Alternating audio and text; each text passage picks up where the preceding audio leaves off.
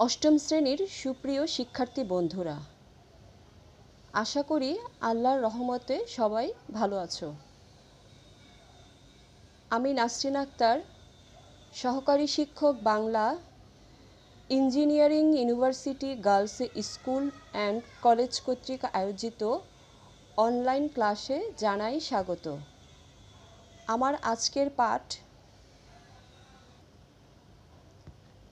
শ্রেণী অষ্টম, বিষয় বাংলা প্রথম পত্র, গদ্য, পাঠ শিরোনাম ভাব ও কাজ। শিক্ষার্থী বন্ধুরা, গত ক্লাসে পড়ে পাওয়া গল্পটি পুনরালোচনা করা হয়েছিল।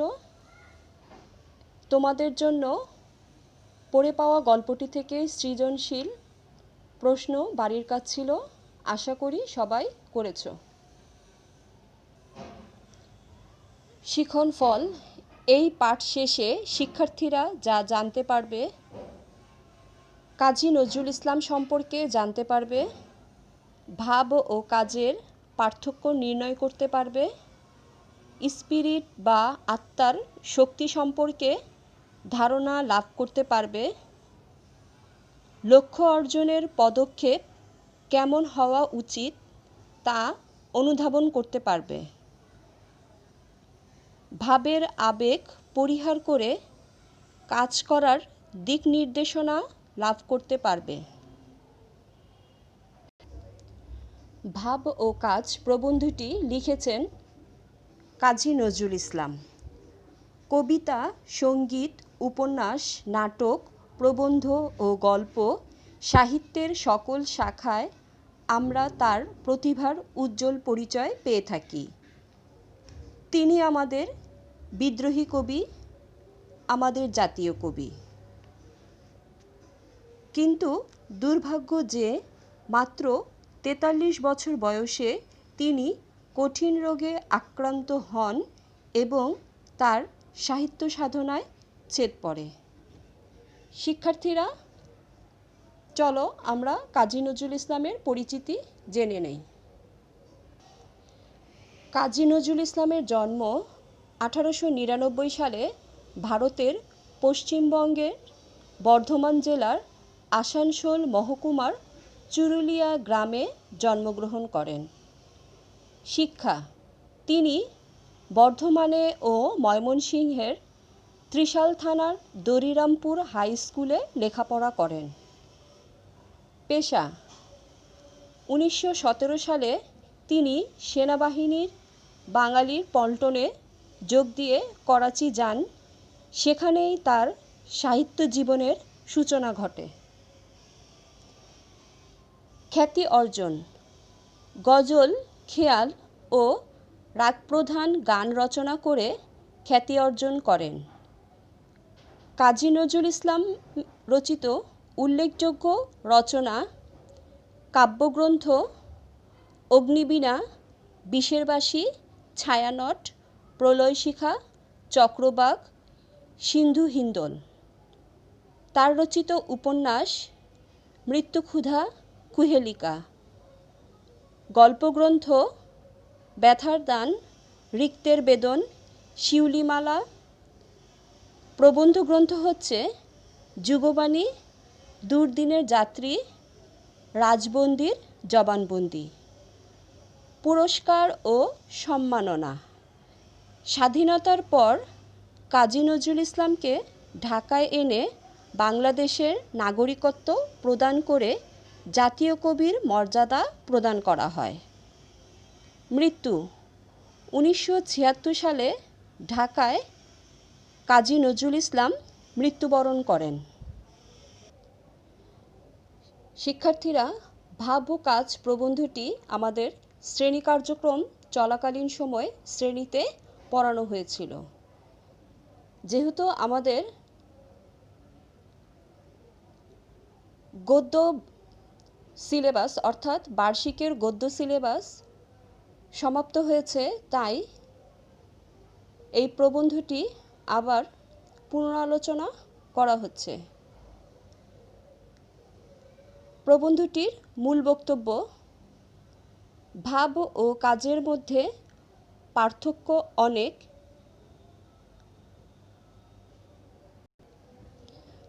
মানুষকে উদ্বুদ্ধ করার জন্য ভাবের গুরুত্ব অপরিসীম, কিন্তু শুধু ভাব দিয়ে মহৎ কিছু অর্জন করা যায় না।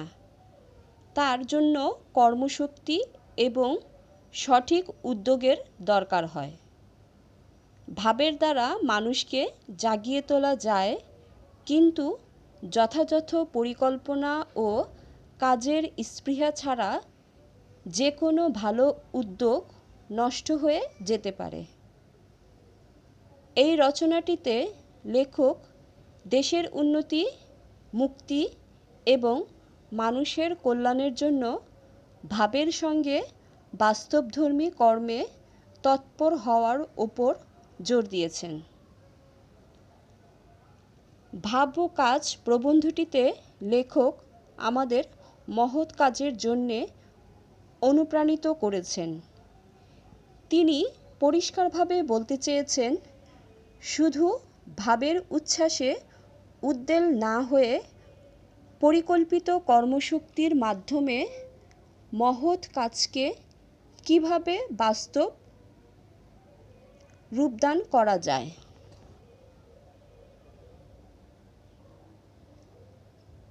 শিক্ষার্থীরা, ভাব ও কাজ প্রবন্ধের মূল বক্তব্য সংক্ষেপে তুলে ধরা হয়েছে। তোমরা প্রবন্ধটি অবশ্যই রিডিং পড়বে, যা তোমাদের অনুধাবন যা তোমাদের বহুনির্বাচনী এবং সৃজনশীল প্রশ্নের উত্তর লেখায় সহায়তা করবে। ভাব ও কাজ প্রবন্ধটির গুরুত্বপূর্ণ প্রসঙ্গ। শিক্ষার্থীরা, এই গুরুত্বপূর্ণ প্রসঙ্গগুলো ভাব ও কাজ প্রবন্ধে কেন তুলে ধরা হয়েছে তা জেনে নিলে প্রবন্ধটির অনুধাবন, প্রয়োগ ও উচ্চতর দক্ষতার উত্তর সহজেই তোমরা করতে পারবে। প্রথম প্রসঙ্গটি হচ্ছে 10 চক্রে ভগবান ভূত। 10 জনের মন্ত্রণা কিংবা চক্রান্তে ভালো ধারণাও ভ্রান্ত প্রমাণিত হতে পারে। সমাজের অধিকাংশ মানুষ যদি ভ্রান্ত ধারণাকে আঁকড়ে পড়ে থাকে, তাহলে সঠিক ধারণাও পদদলিত ও উপেক্ষিত হয়, অর্থাৎ সংখ্যাগরিষ্ঠতার চাপে সঠিক মতো ভ্রান্ত প্রমাণিত হয়। পরবর্তী প্রসঙ্গটি হচ্ছে ভাবের বাসী। প্রবন্ধে উপদেশ ও প্রেরণা দিয়ে তরুণদের কাজে উদ্বুদ্ধ করানোকে বোঝানো হয়েছে। বাংলা সাহিত্যে হিন্দু ধর্মের অবতারণ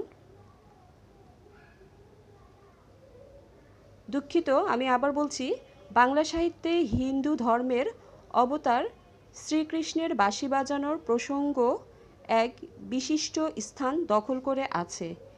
তিনি গীতার মহাবাণী প্রচার করে মনুষ্য জাতিকে মুক্তির পথ দেখিয়েছেন। এই অর্থে মন্ত্রণা ও প্রেরণা দিয়ে যুব সমাজকে উদ্বুদ্ধ করাকে ভাবের বাঁশি বাজানো শব্দবন্ধ দিয়ে প্রকাশ করা হয়েছে।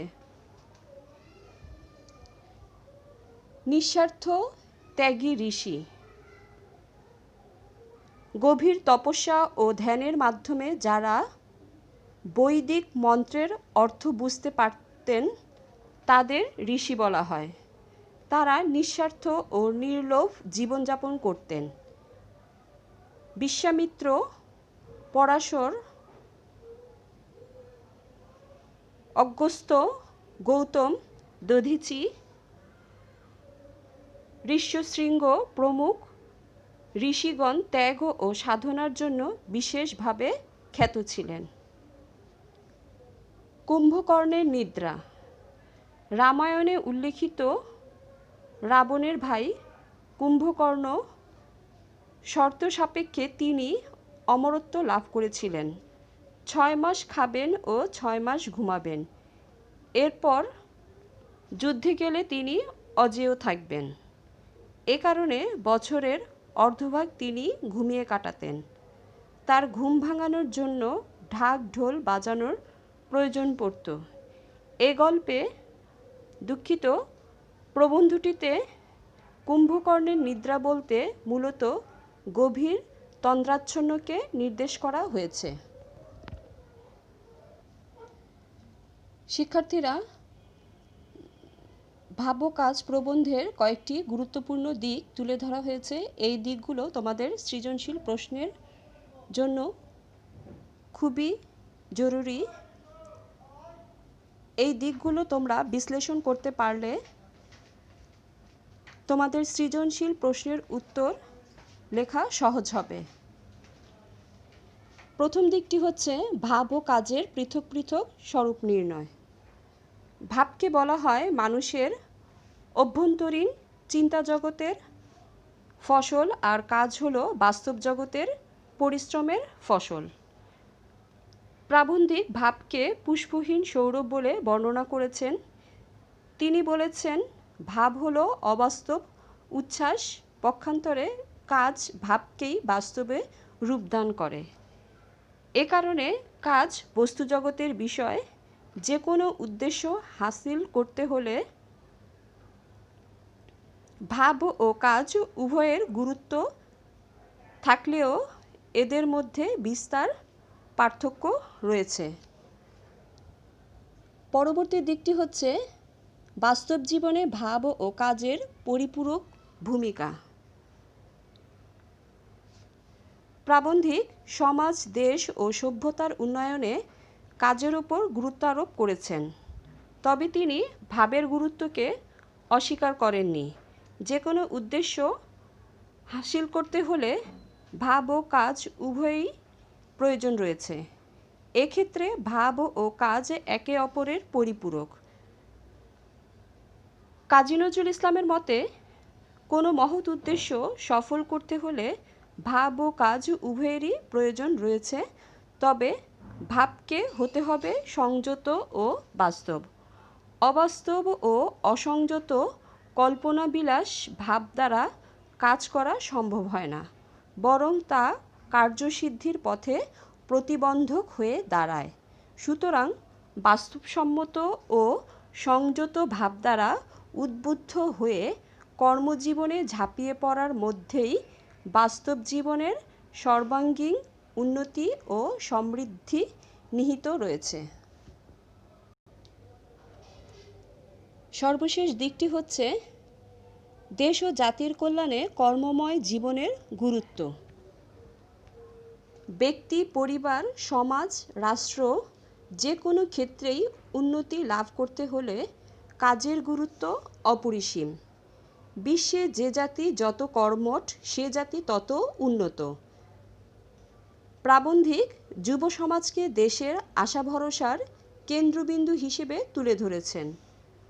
তুলে ধরেছেন ছাত্র সমাজের প্রসঙ্গ। কাজী নজরুল ইসলাম তরুণদের কর্মময় জীবনে উদ্বুদ্ধ করতে চেয়েছেন। তাই তরুণ সমাজ কর্মমুখর জীবনে ঝাঁপিয়ে পড়লেই দেশে সত্যিকারের উন্নয়ন ঘটবে। এই কারণে প্রবন্ধে তরুণ সমাজকে নিজের বুদ্ধি ও কর্মশক্তিকে জাগিয়ে তুলতে বলা হয়েছে ব্যক্তি স্বাতন্ত্র্য বোধের মন্ত্রে দীক্ষিত হতে। এর মধ্য দিয়েই দেশে সত্যিকারের উন্নয়ন, জাতির কল্যাণ ও মুক্তি আসবে।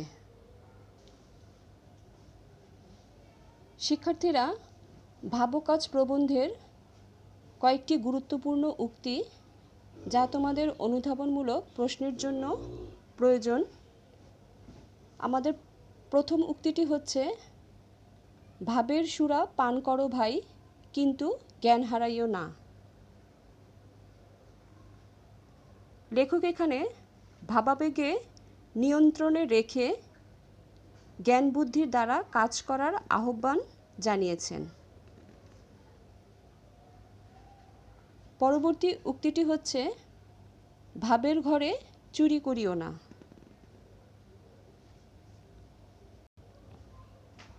আলোচ্য উক্তিটির মাধ্যমে লেখক ভাবের আবেগে ভেসে না গিয়ে এর সঠিক ব্যবহার নিশ্চিত করার আহ্বান জানিয়েছেন। সাপ লইয়া খেলা করিতে গেলে তাকে দস্তুর মতো সাপুড়ে হওয়া চাই। যে কোনো কাজে নামার পূর্বে ওই বিষয়ে যথাযথ জ্ঞান ও দক্ষতা অর্জন করা আবশ্যক, এ কথাটি এখানে বোঝানো হয়েছে।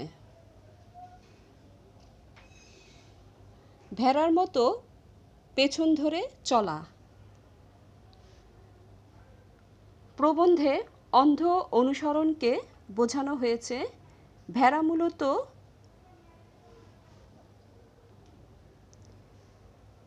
আমি আবার বলছি, ভেড়া মূলত যুথবদ্ধ জীবনে অভ্যস্ত। সম্মুখের ভেড়া যেদিকে যায়, পালের অপর ভেড়াও তাকে অনুসরণ করে সেদিকে যায়।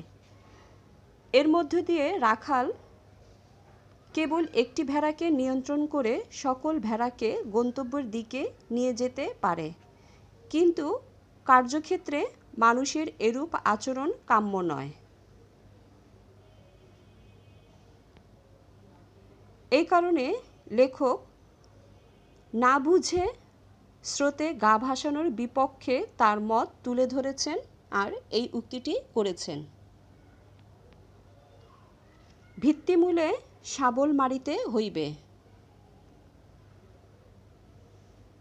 সমূলে উৎপাটন করে আগাগোড়া পরিবর্তন করতে হবে। ভাবপাগল এদেশে উন্নতির অন্তরায় হিসেবে দাঁড়িয়ে আছে কর্মহীনতার দেয়াল। এই দেয়ালকে ভাঙতে হলে ছোটোখাটো আঘাত কিংবা ঘষা মাজায় কাজ হবে না। দেয়ালের গোড়ায় অর্থাৎ ভিত্তিমূলে শাবল দিয়ে সজোরে আঘাত করতে হবে, তবেই এর কর্মহীনতার দেয়াল ধ্বংস হবে। অর্থাৎ পুরাতন রীতিকে সমূলে উৎপাটন করে নবনির্মাণ করতে হবে। তাই লেখক এই উক্তিটি করেছেন। আমাদের পরবর্তী উক্তিটি হচ্ছে, কর্মশক্তি আনিবার জন্য ভাব সাধনা করো। অতি ভাবের স্রোতে ভেসে গেলে জীবনের কোনো উদ্দেশ্যই পূর্ণ হয় না। তাই ভাবকে আয়ত্তের মধ্যে রেখে কর্মশক্তি জাগ্রত করার সাধনা চালিয়ে যেতে বলা হয়েছে, আর এ কারণেই লেখক উক্তিটি করেছেন। আমাদের সর্বশেষ উক্তিটি হচ্ছে, স্পিরিট বা আত্মার শক্তিকে জাগিয়ে তুলতে হবে। সার্থক জীবন গঠন করার জন্য স্পিরিট বা আত্মার শক্তিকে জাগিয়ে তুলতে বলা হয়েছে। উদ্দীপনাকে কাজে রূপ দিতে হলে স্পিরিটকে সঠিক পথে চালানোর বিকল্প নেই। কেবল এর মধ্য দিয়েই জীবনে মহৎ কিছু অর্জন করা সম্ভব। এ কারণেই লেখক সবার মাঝে এই শক্তির জাগরণ কামনা করেছেন। শিক্ষার্থীরা, তোমাদের জন্য বাড়ির কাজ, সৃজনশীল প্রশ্ন। অসাধ্য সাধন করেছেন মহাত্মা গান্ধী। তিনি মানুষকে ভালোবেসেছেন বলেই তার কথায় সবাই কাজ করেছিলেন। তার কথার সঙ্গে কাজের মিল আছে বলেই মানুষ তাকে ভালোবেসে আগলে রেখেছেন। শিক্ষার্থীরা, তোমরা যেন সৃজনশীল প্রশ্নের উত্তর অনুশীলন করতে পারো, তাই এই সৃজনশীল প্রশ্নের উত্তরগুলো সংক্ষেপে আলোচনা করছি। উদ্দীপকের আলোকে ক নং প্রশ্ন হচ্ছে, বিদ্রোহী কবিতাটি কোন পত্রিকায় প্রকাশিত হয়েছে? বিদ্রোহী কবিতাটি সাপ্তাহিক বিজলি পত্রিকায় প্রকাশিত হয়েছে। খ নং প্রশ্ন হচ্ছে, সোনার কাঠি বলতে কি বোঝানো হয়েছে? সোনার কাঠি বলতে এমন এক পরশমণির কথা বোঝানো হয়েছে যা মানুষকে ঘুম থেকে জাগিয়ে তুলতে পারে। রূপকথার রাজকুমার সোনার কাঠি ছুঁয়ে দৈত্যের হাতে বন্দি রাজকন্যার ঘুম ভাঙিয়েছিল। ভাব ও কাজ প্রবন্ধে প্রতীকী অর্থে এই কাঠির কথা বলা হয়েছে। সাধারণ মানুষের ঘুম ভাঙানোর মন্ত্ররূপে। প্রাবন্ধিক অনুপ্রেরণা দিয়ে জনসাধারণকে জাগিয়ে তুলতে চান, মানুষের সূক্ষ্ম অনুভূতি বা ভাবকে জাগিয়ে তুলতে কল্যাণের পথে নিয়ে যেতে চান। আর এই উদ্দেশ্য পূরণে যে বাণীর প্রয়োজন, তাই সোনার কাঠির উপমা দিয়ে বোঝানো হয়েছে।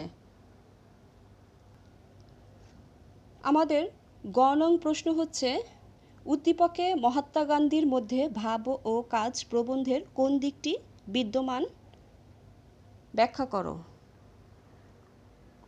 উদ্দীপকে মহাত্মা গান্ধীর মধ্যে ভাব ও কাজ প্রবন্ধের নিঃস্বার্থ ত্যাগী ঋষির দিকটি বিদ্যমান। ভাব ও কাজ প্রবন্ধে জনসাধারণকে জাগিয়ে তোলার জন্য নিঃস্বার্থ মহানায়কের কথা বলা হয়েছে। তিনি মানুষের সূক্ষ্ম অনুভূতি বা ভাবকে জাগিয়ে তুলে জাতিকে কল্যাণের পথে পরিচালিত করবেন। তিনি ভাবের দ্বারা আত্মশক্তি জাগিয়ে তুলবেন, আর এসবই তিনি করবেন দেশের উন্নতি ও মুক্তির জন্য। মহাত্মা গান্ধী হলেন সেই মহাপুরুষ যার কথায় সবাই কর্মে প্রবৃত্ত হয়েছিল ও দেশের মুক্তি ছিনিয়ে এনেছিল। সুতরাং বলা যায়, মহাত্মা গান্ধীর মধ্যে নিঃস্বার্থ ত্যাগী মহানায়কের দিকটি বিদ্যমান। ঘ নং প্রশ্ন হচ্ছে, তার কথার সঙ্গে কাজের মিল আছে বলেই মানুষ তাকে ভালোবেসে আগলে রেখেছেন। মন্তব্যটি উদ্দীপক এবং ভাব ও কাজ প্রবন্ধের আলোকে বিশ্লেষণ করো। ভাব ও কাজ প্রবন্ধের আলোকে বলা যায়, মহাত্মা গান্ধীর কথা ও কাজে মিল ছিল বলেই তিনি দেশের মানুষের ভালোবাসা পেয়েছেন। উদ্দীপকে আমরা পেয়েছি মহাত্মা গান্ধী দেশের মানুষের ভালোবাসা পাওয়ার কথা বলা হয়েছে। তিনি দেশের স্বার্থে মানুষকে ভাব সাধনার মজিয়েছেন। এর উদ্দেশ্য ছিল ভাবের দ্বারা মানুষকে জাগিয়ে তুলে দেশের উন্নতি ও মুক্তি ত্বরান্বিত করা। আর তিনি শুধু মানুষকে জাগিয়েই তোলেননি, তাদের কর্মের ক্ষেত্রেও প্রস্তুত করেছেন।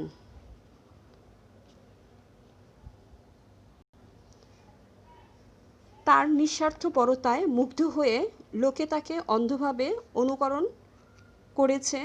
ভাব ও কাজ প্রবন্ধেও আমরা একথাই পেয়েছি। যিনি ভাবের বাঁশি বাজিয়ে জনগণকে নাচাবেন, তাকে নিঃস্বার্থ ত্যাগী ঋষি হতে হবে। তিনি মানুষের সূক্ষ্ম অনুভূতি বা ভাবকে জাগিয়ে তুলবেন মানুষের কল্যাণের জন্য, নিজের স্বার্থসিদ্ধির জন্য নয়। তার কথা ও কাজে মিল থাকবে, যেমনটি জনগণ লক্ষ্য করেছিল মহাত্মা গান্ধীর মধ্যে। সুতরাং বলা যায়, মহাত্মা গান্ধীর কথার সঙ্গে কাজের মিল আছে বলেই মানুষ তাকে ভালোবেসে আগলে রেখেছেন। মন্তব্যটি যথার্থ। শিক্ষার্থীরা, তোমরা পাঠ্য বইয়ের সহায়তায় এবং আজকের এই আলোচনার আলোকে সৃজনশীল প্রশ্নের উত্তরগুলো সুন্দর করে লিখবে। তোমরা আমাদের এই অনলাইন ক্লাসগুলো অবশ্যই অনুসরণ করবে এবং প্রত্যেকটি বাড়ির কাজ সম্পন্ন করবে। তাহলে কিছুটা হলেও তোমরা উপকৃত হবে। পরবর্তী ক্লাসে আবার কথা হবে। সবাই ভালো থেকো। আল্লাহ হাফেজ।